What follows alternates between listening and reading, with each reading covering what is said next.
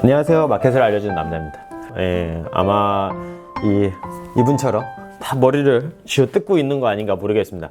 아마 그러실 거예요. 나는 매출 얼마 없어가지고. 매출이 없어도요, 근데 부가세 자료는 꼭 준비하셔야 되거든요. 그래서 제가 오늘 10분 안에 부가세 자료를 완벽하게 만들 수 있는 어떤 항목이 꼭 필요하고 어떤 항목을 신고를 할 때는 주의하셔야 되는지 10분 안에 정리해 드릴 테니까요. 집중해서 보시기 바랍니다. 네. 자, 처음에는 제가 간단한 이론, 개론 같은 거 간단하게만 말씀드리고 부가세 항목에 꼭 필요한 항목들 제가 다시 한번 정리해 드리도록 하겠습니다. 첫 번째, 해외 구매 대행을 함에 있어서는 보시는 것처럼 구매자와 신청인, 그리고 해외 판매업자, 배송대업체, 그래서 이렇게 상품을 고객님께서 주문을 하시고 주문을 한 거를 우리가 받아가지고 해외 플랫폼에다가 주문을 요청을 하죠. 그러면 그 해당 상품을 가지고서는 배송대행지를 통해서 또는 직접 고객님한테 배송을 하는 거의 이제 3자 거래 시스템으로 되어 있는 거는 알고 계실 겁니다. 가장 중요한 부분들은 뒤에 가서 짚어 드릴 테니까 실제 제가 부가세 교육을 할 때 유료 교육을 했을 때 자료들을 조금 추려서 가져온 거기 때문에 핵심만 뽑아 보시면은 굉장히 큰 도움이 되실 겁니다. 자, 관련 법령에서도 보시는 것처럼 해외 구매 대행은 이제 공시를 꼭 하셔야 됩니다. 이 해당 상품은 해외 구매 대행을 통해서 유통이 되는 상품이다 라고 해야 되는 거가 첫 번째 포인트고요. 당연히 두 번째로는 재고를 보유하고 있으면 안 됩니다. 왜 그런지는 뒤에 가서 다시 안내를 해드리겠습니다. 자, 그 다음에는 배송대행 업체에서도 문제가 되는 것들은 당연히 보상을 해야 된다. 뭐 이런 것들도 같이 이제 법령으로 다 정해져 있습니다. 이미 우리가 하는 사업, 해외 구매 대행업이라고 하는 게 이제 코드가 나와 있잖아요. 그런 것처럼 우리나라 정부 이제 세무 관련된 법령으로도 이미 다 잡혀 있습니다. 그래서 배송비 무료가 어떻다 뭐 이런 것들도 하고 있고 뭐 여러 가지 명의나 이런 것들도 투명하게 해야 된다. 이런 부분이 담아져 있습니다. 공급가액에는 당연히 상품에 제어해야 된 대금, 요금, 수수료 뭐 여러 가지들이 있다라는 거를 이론, 개론으로 이야기를 하고 있고요. 조금 더 디테일하게 이제 정리해서 말씀을 드릴 건데 앞에 보시는 것처럼 사이트 집계 매출은 구매 대행 수수료와 수수료 매출과 같지는 않다. 이게 뭐지? 라고 처음 보시는 분들은 그냥 뒤에 3번에 정리해 놨으니까 뒤에 표만 보시면 될 것 같습니다.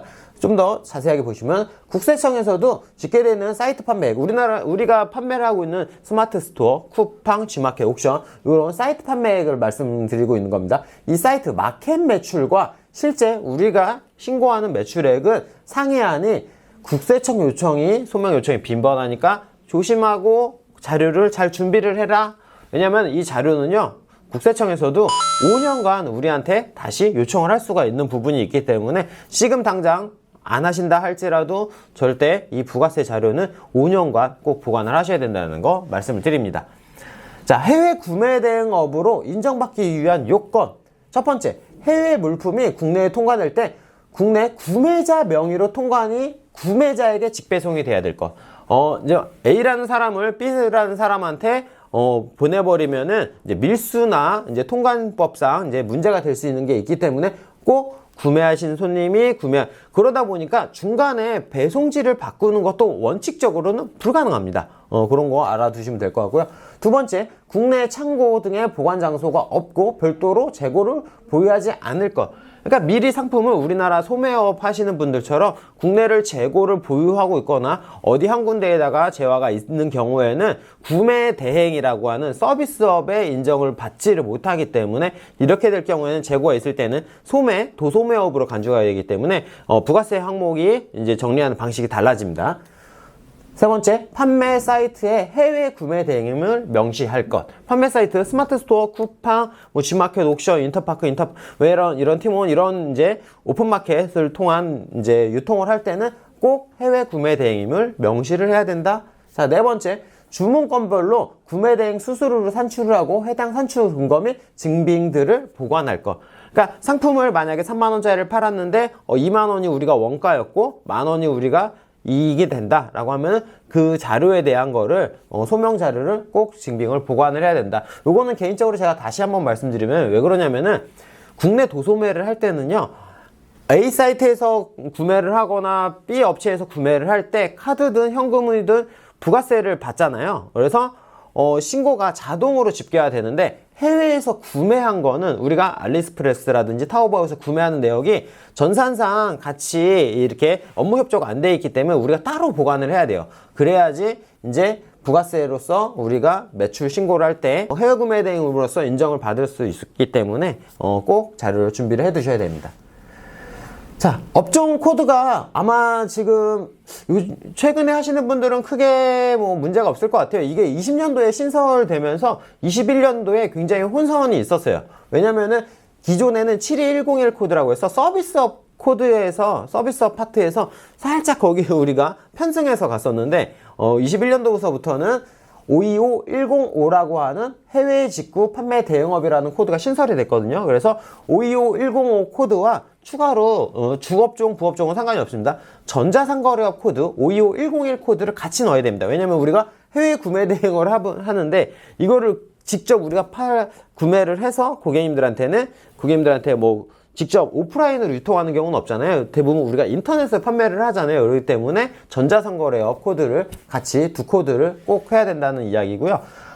다들 아시고 계시겠지만 부가세 신고는요. 본인이 일반 과세자인 경우에는 상반기, 하반기에서 2번, 그리고 간이 과세자인 경우에는 1월에 한 번, 매해 1월에 한 번만 이제 특수한 경우는 있었어요. 21년도, 22년도에는 코로나 때문에 2월 달에 부가세 신고를 한 적이 있었거든요. 그런 예외적인 경우를 이제 제외하고는 대부분 연초, 그러니까 그 다음에 1월에 부가세 신고를 하기 때문에 지금 준비를 하셔야 됩니다. 그래서 지금 영상을 보고 있을 때 제가 안내해 드리는 거를 잘 참고하셔서 이제 확인하시면 될 것 같고요. 부가세 계속 나옵니다. 해외 구매 대행업은 다른 업종에 비해 부가지세 소명 문제가 많이 발생하는 업종이기 때문에 증빙 서류를 잘 준비해서 조금이라도 이제 세금적으로 이제 부당하게 당하지 않기를 바랍니다. 자, 보시면은 요렇게 좀 간단하게 좀 정리를 해놨어요. 마켓 결제 금액이 있죠. 만약에 3만원에 고객님 구매를 하셨으면 3만원이라는 게 매출로 잡히죠. 일반적인 도소매는 이 3만원이라는 매출을 그대로 신고하는 게 맞습니다. 근데 우리 해외 구매 대행업은 서비스업이라고 명시가 되어 있기 때문에 모든 원가를 제외하고 난 순이익, 우린 서비스업이기 때문에 나머지 순이익이 매출입니다. 그런데 부가세 신고를 하실 때는 한 가지 조심하셔야 되는 게 있습니다. 이 마켓 수수료 부분인데요. 이 마켓 수수료 부분은요, 최초에 우리가 이제 국세청 홈택스에다가 신고를 할 때 이 마켓 수수료를 먼저 포함을 해서 순이익으로 계산을 하시면 안 됩니다. 이 마켓 수수료 부분은 나중에 계산을 하셔야 됩니다. 왜 그러냐면요, 이미 마켓에서 수수료, 만약에 우리가 3만원짜리를 팔았으면 스마트 스토어는 뭐 6%, 뭐 쿠팡은 10%, 뭐 이렇게 하면서 마켓에 대한 수수료를 이제 마켓에서 가져가잖아요. 근데 예를 들어서 3만원짜리인데 이제 10%의 마켓 수수료를 예를 들어서 쿠팡에서 가져갔잖아요. 그럼 이 3,000원을 이 쿠팡에서도 우리한테 부가세 신고를 해서 다시 돌려줍니다. 3,000원에 대한 이제, 그러기 때문에 이미 내 사업자로 홈택스에 들어가 보면은 부가세가 끊겨져 있습니다. 그렇기 때문에 이 마켓 수수료를 먼저 포함을 해서 하게 되면은 나중에 또 부가세가 이제 홈택스에서 공제가 들어가거든요. 그러면 이게 장부에서 맞지 않습니다. 그래서 꼭 내가 그냥 순수익을 계산을 할 때는 이렇게 내 개인적으로는 계산을 하시면 되는데 홈택스에 신고할 때는 마켓 수수료를 나중에 해야 된다는 거 꼭 유념하시길 바라고요.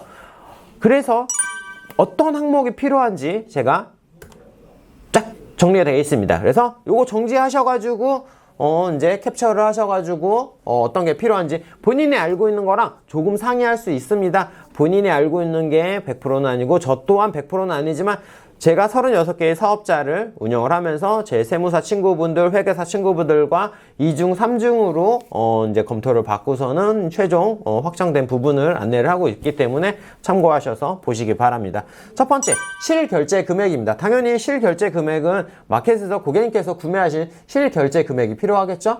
자, 두 번째, 정산 금액입니다. 3만원에 팔았다라고 하면은 27,000원대 우리가 정산을 받게 되겠죠. 그러면은 이제 마켓 수수료는 3,000원이라는 금액이 남고요. 그래서 마켓 수수료 부분도 제가 여기 항목에는 포함을 시키지 못했는데 당연히 마켓 수수료도 따로 공제 처리를 해야 됩니다. 그리고 두 번째, 세 번째, 그 다음에 상품 URL. 왜냐면은 우리가 이 로지텍이라는 마우스를 유통을 했다라고 하면은 이 장부를 우리가 내놓았을 때 국세청, 세무서에서는 우리가 어떤 상품을 사고 팔았는지 내역이 없으면은 굉장히 어렵습니다. 내가 그냥 로지텍 마우스 텍스트로만 로지텍 마우스 3만원에 사서 27,000원에 받았습니다 라고 하면은 좀 모호합니다. 그래서 꼭 상품 URL도 우리가 뭐 네이버에서 팔았으면 네이버 URL, 쿠팡에서 팔았으면 쿠팡 URL이 꼭 필요하고요.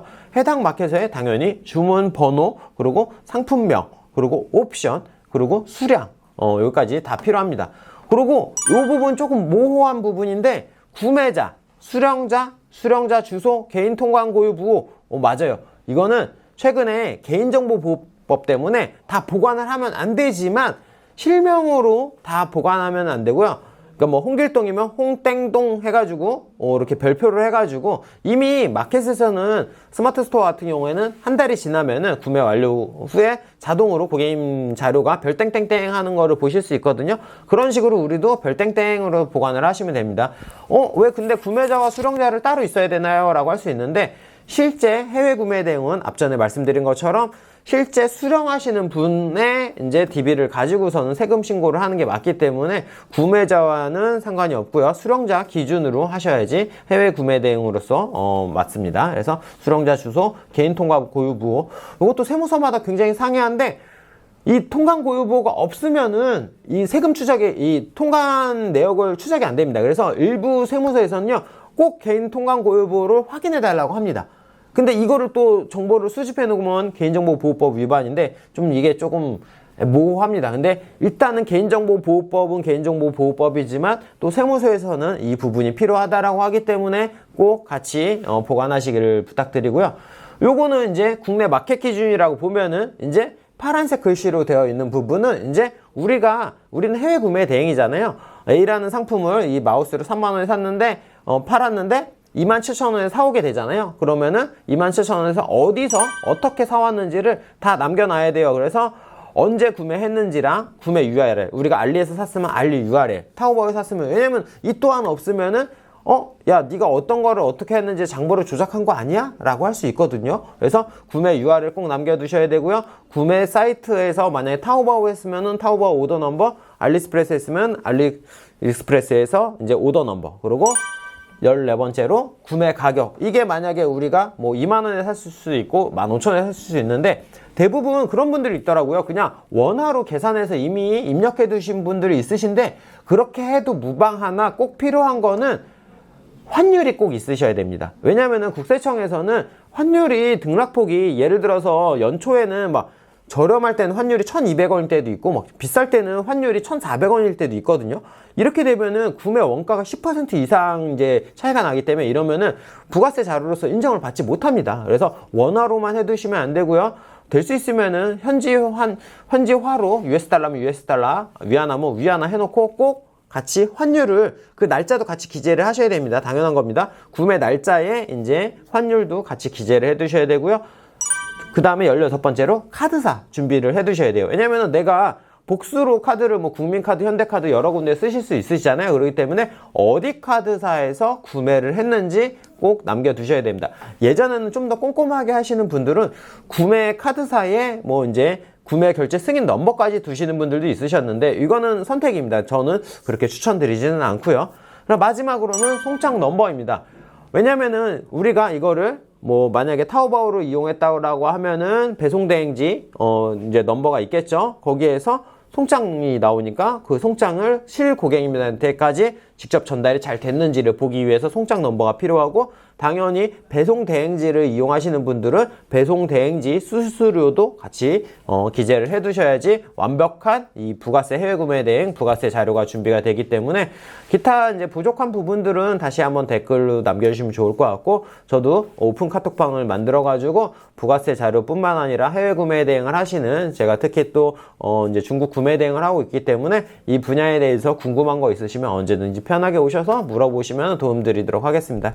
자, 오늘 이렇게 부가세 자료 준비를 좀 마쳤는데 좀 이제 길어졌어요. 왜냐면 부가세라는 게 이게 기장을 맡기고 이렇게 하시다 보면 굉장히 어려운 부분들이 있는데 이 부분만 다 잘 정리해 두신다라고 하면은 굳이 비싼 돈 들이고서는 부가세를 이제 기장을 맡길 필요가 없으시기 때문에 꼼꼼히 잘 따져보시기 바랍니다. 자, 오늘 이제 마켓을 알려주는 남자 이제 부가세 항목편 이상 마치도록 하겠습니다. 네, 감사했습니다.